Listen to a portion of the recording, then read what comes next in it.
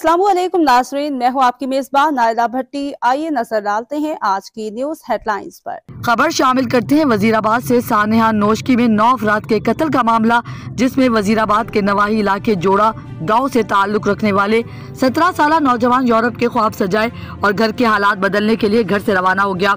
नोशकी के मुकाम पर दहशतगर्दों की गोली का निशाना बन गया। इस साने में 9 अफराद कत्ल हुए, जिनका ताल्लुक पाकिस्तान के मुख्तलिफ इलाकों से था। वजीराबाद दहशतगर्दों के हाथों कत्ल होने वाले वासिक की नमाज जनाजा अदा वजीराबाद नमाज जनाजा बाई गाँव जोड़ा में अदा कर दी गई। वजीराबाद नमाज जनाजा में सैकड़ों अफराद की शिरकत। वजीराबाद वासिक फारूक की नमाज जनाजा कारी मोहम्मद हमादुज़्ज़हरू ने पढ़ाई। वजीराबाद नमाज जनाजा में किसी हुकूमती ओहदेदार या सियासी शख्सियत ने शिरकत नहीं की। रिपोर्ट कर रहे थे मोहम्मद राहील अमजद, वजीराबाद से। अब तक के लिए इतना ही। मजीद खबरों और हेडलाइंस के लिए आपकी खिदमत में फिर हाजिर होंगे। तब तक के लिए दीजिए इजाजत। अल्लाह हाफिज।